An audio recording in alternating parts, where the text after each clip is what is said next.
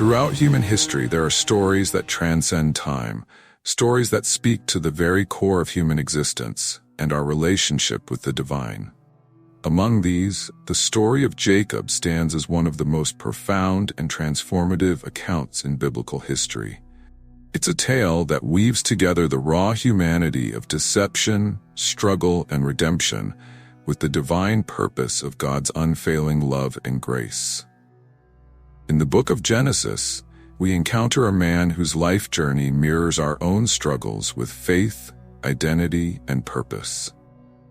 Jacob's story doesn't begin with grandeur or nobility. Instead, it starts with a prophecy and a birth that would set the stage for one of the most compelling narratives in religious literature. When Rebekah, Jacob's mother, was pregnant with twins, she experienced something unusual. A struggle within her womb that was so significant, it drove her to seek answers from God. The Lord's response to her was both prophetic and profound. 2 nations are in your womb, and 2 peoples from within you will be separated. 1 people will be stronger than the other, and the older will serve the younger. This divine proclamation would shape not only the destiny of 2 brothers, but the future of nations. From this moment, we begin to understand that Jacob's story isn't merely a family drama. It's a divine narrative that would impact generations to come. The twins in Rebekah's womb would become the patriarchs of 2 distinct peoples. Jacob would father the nation of Israel, while his brother Esau would become the forefather of the Edomites. Let us turn to the moment of their birth as recorded in Genesis. When the time came for her to give birth, there were twin boys in her womb. The first to come out was red, and his whole body was like a hairy garment, so they named him Esau. After this, his brother came out with his hand grasping Esau's heel, so he was named Jacob. This seemingly simple detail, Jacob grasping his brother's heel, would become prophetic of his character and the struggles that lay ahead. The name Jacob itself carries deep significance, meaning heel grabber or supplanter. This name would prove to be more than just a reference to his unusual birth. It would become a reflection of his nature and the path he would walk before his ultimate transformation. As the brothers grew, their differences became increasingly apparent. The Bible tells us that Esau became a skillful hunter, a man of the open country, while Jacob was content to stay among the tents. This contrast in their characters extended beyond their chosen lifestyles. It reflected deeper spiritual and personal dispositions that would play crucial roles in their future choices. In the household of Isaac, we find a family divided by favoritism. Isaac, who had a taste for wild game, loved Esau, but Rebekah loved Jacob. This division would set the stage for one of the most controversial episodes in biblical history, the stealing of the birthright and blessing. The story of the birthright begins with a seemingly simple moment. The Bible tells us, once when Jacob was cooking some stew, Esau came in from the open country famished. This ordinary scene would become the backdrop for a transaction that would alter the course of both their lives. Esau, driven by his immediate physical needs, would make a decision that demonstrated his disregard for his spiritual heritage. As recorded in Genesis 25, he said to Jacob, "Quick, let me have some of that red stew, I'm famished." Jacob replied, "First sell me your birthright." "Look, I am about to die," Esau said. "What good is the birthright to me?" This exchange reveals the stark contrast between the brothers' values. Esau's focus on immediate gratification versus Jacob's long-term vision, albeit achieved through questionable means. But this was only the beginning.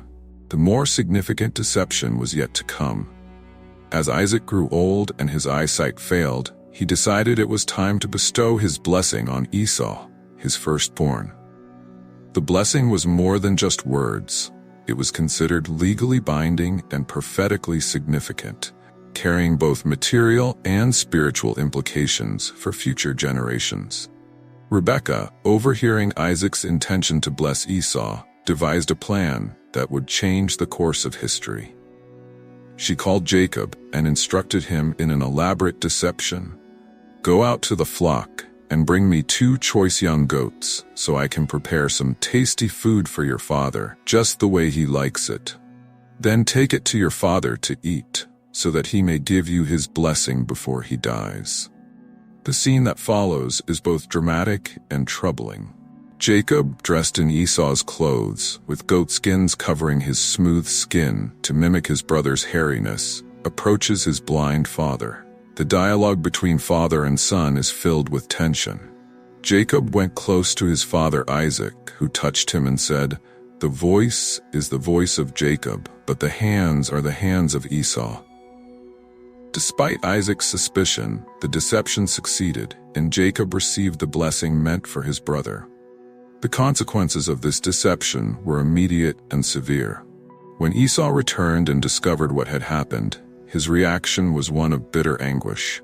When Esau heard his father's words, he burst out with a loud and bitter cry and said to his father, "Bless me too, my father." The pain in Esau's cry echoes through the ages, speaking to all who have experienced betrayal by those closest to them. Esau's grief turned to rage, and he resolved to kill his brother after their father's death. This threat forced Jacob to flee from his home, marking the beginning of a long journey that would eventually lead to his transformation. Rebekah, understanding the danger, arranged for Jacob to go to her brother Laban's house in Haran, ostensibly to find a wife, but in reality to escape Esau's wrath. As Jacob journeyed toward Haran, an extraordinary encounter would mark the beginning of his spiritual transformation. At a place that would later be called Bethel, Jacob had a dream that revealed God's presence and promise in his life. The Bible describes this magnificent vision. He had a dream in which he saw a stairway resting on the earth, with its top reaching to heaven, and the angels of God were ascending and descending on it. In this dream, God renewed the covenant he had made with Abraham, promising Jacob, "I am the Lord, the God of your father Abraham and the God of Isaac. I will give you and your descendants the land on which you are lying. All peoples on earth will be blessed through you and your offspring." This divine encounter demonstrated that despite Jacob's flaws and deceptions, God had chosen him as part of his greater plan. Upon arriving in Haran, Jacob's life would take another significant turn. At the local well, he encountered Rachel, Laban's younger daughter, and the Bible tells us it was love at first sight. Jacob's immediate attraction to Rachel led him to agree to work for Laban for 7 years in exchange for her hand in marriage. The scripture beautifully captures the depth of his love. So Jacob served 7 years to get Rachel, but they seemed like only a few days to him because of his love for her. However, Laban, proving himself to be as crafty as his nephew, would give Jacob a taste of his own medicine. On the wedding night, he substituted his older daughter Leah for Rachel. The irony couldn't be more pointed. The deceiver was now deceived. When Jacob discovered the switch the morning after the wedding, he confronted Laban, who replied with a cultural justification. "It is not our custom here to give the younger daughter in marriage before the older one." This situation led to a complex arrangement where Jacob agreed to work another 7 years for Rachel, whom he eventually married as well. The years that followed were marked by competition between the sisters, resulting in Jacob having children with both Leah and Rachel, as well as their respective servants, Bilhah and Zilpah. Through these marriages, Jacob became the father of 12 sons who would later become the heads of the 12 tribes of Israel. During his time with Laban, Jacob's wealth grew considerably, but not without controversy. Through clever breeding techniques with Laban's flocks, Jacob increased his own herds, leading to tension with his father-in-law and his sons. The Bible records their growing resentment. Jacob heard that Laban's sons were saying, "Jacob has taken everything that belonged to our father and has gained all this wealth from what belonged to our father." Finally, after 20 years in Haran, God instructed Jacob to return to his homeland. The departure was not smooth. Jacob left secretly with his wives, children, and possessions, leading Laban to pursue them. This pursuit culminated in a confrontation where God intervened by warning Laban in a dream not to harm Jacob. The two men eventually made a covenant and parted ways, marking the end of one chapter in Jacob's life and the beginning of another, more significant one. As Jacob journeyed back to his homeland, he faced a moment of intense crisis. Word reached him that Esau was approaching with 400 men, and the prospect of this reunion filled him with terror. This fear was well-founded. The last time he had seen his brother, Esau had vowed to kill him. In preparation for this meeting, Jacob divided his family and possessions into two groups, thinking, if Esau comes and attacks one group, the group that is left may escape. That night, at a place called Peniel near the ford of the Jabbok River, one of the most profound and mysterious encounters in biblical history would take place. The scripture tells us, "So Jacob was left alone, and a man wrestled with him till daybreak." This simple statement opens the door to a deeply symbolic and transformative experience that would forever change Jacob's life. The identity of Jacob's opponent has been the subject of much theological discussion. While initially described as a man, the text later reveals this was no ordinary wrestler. This was a divine encounter, a physical manifestation of spiritual warfare that would mark both Jacob's body and soul forever. The wrestling match continued through the night, neither participant gaining a decisive advantage. As dawn approached, Jacob's mysterious opponent touched the socket of Jacob's hip so that his hip was wrenched.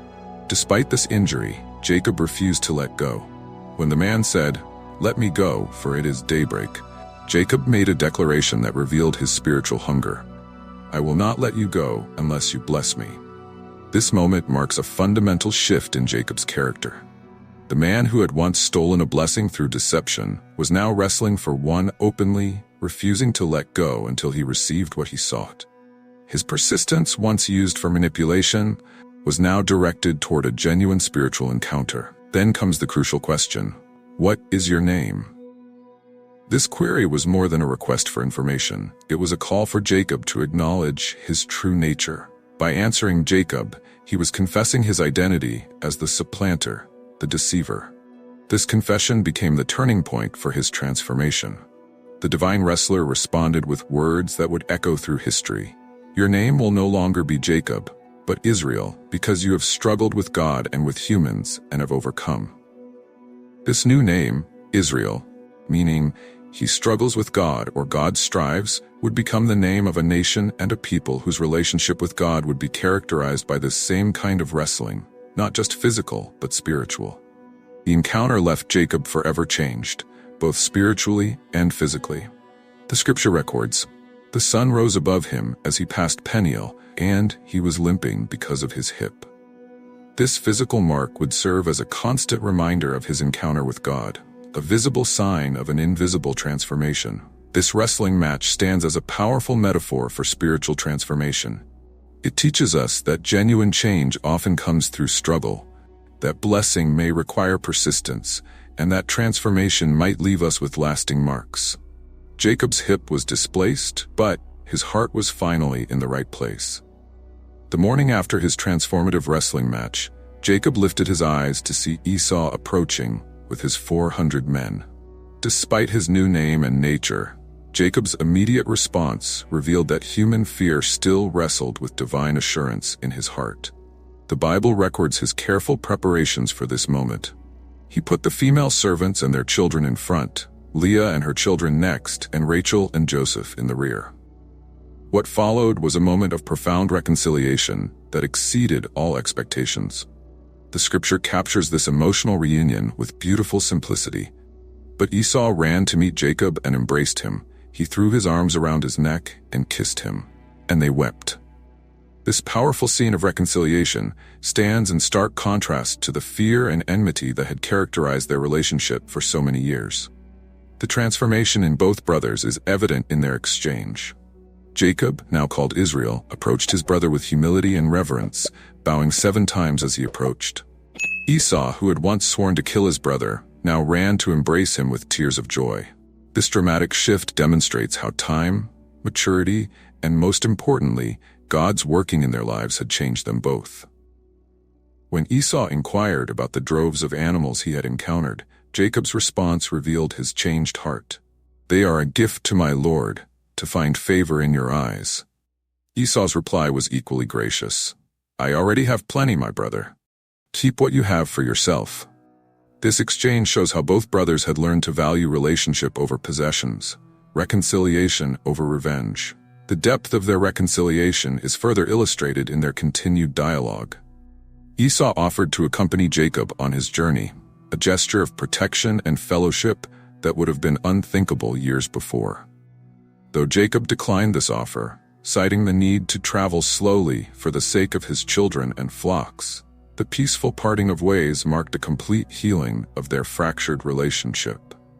This reconciliation serves as a powerful testament to the transformative power of God's work in human lives. The same Jacob who had fled his brother's wrath 20 years earlier now returned as Israel, marked by his encounter with God and ready to face his past with courage and humility. The same Esau who had plotted revenge now extended forgiveness and brotherhood. The story of Jacob doesn't end here, however. He would face more challenges and sorrows in his life, including the presumed loss of his beloved son Joseph and a famine that would force his family to seek refuge in Egypt. Yet through all these events, we see a man changed by his encounter with God, leading his family with a wisdom and faith that came from his own spiritual struggles. The story of Jacob teaches us profound lessons that resonate across time and cultures. His journey from a deceiver to a transformed man of God speaks to the universal human experience of struggle, redemption, and divine encounter. First, we learn that God can work through imperfect people. Jacob's story reminds us that our past doesn't determine our future. Despite his flaws and mistakes, God chose Jacob to be a patriarch of faith, demonstrating that divine purpose often works through human weakness. Second, transformation rarely comes easily. Just as Jacob wrestled through the night, genuine change often requires struggle and persistence. His physical limp became a permanent reminder that encounters with God can leave us forever changed, marked by both blessing and burden. Third, reconciliation is possible even in seemingly hopeless situations. The reunion of Jacob and Esau shows us that with God's intervention, even the deepest family wounds can be healed.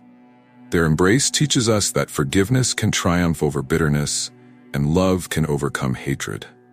Finally, Jacob's story reminds us that our struggles with God are not signs of weak faith, but often the pathway to deeper relationship with Him. His willingness to hold on until he received a blessing demonstrates the kind of persistent faith that God honors. Today, as we reflect on this ancient story, we might find ourselves in similar struggles, wrestling with our past, our identity, or our relationship with God. Like Jacob, we too can emerge transformed, though perhaps carrying our own spiritual limps. The question is not whether we will struggle, but how we will respond when we find ourselves wrestling with God in the darkness of our own Peniels. Will we, like Jacob, hold on until we receive the blessing? Will we allow our encounters with God to transform us from who we were into who we are meant to be? If this story has touched your heart or sparked something in your spiritual journey, I invite you to take action. Share it with others who might be wrestling with their own challenges. Like and subscribe if you'd like to explore more profound biblical narratives that can transform our lives. If you found value in these timeless truths, please show your appreciation by clicking the thank you button below. Remember, just as Jacob's story continues to impact lives thousands of years later, your story of transformation could be the inspiration someone else needs to hold on through their own night of wrestling. Thank you for joining me on this journey through one of the Bible's most powerful narratives. Until next time, may you find the courage to wrestle with God, the strength to hold on for your blessing, and the grace to walk forward, even with a limp. Like, share, and subscribe if you found this story meaningful. Click the thank you button below if this content has helped you.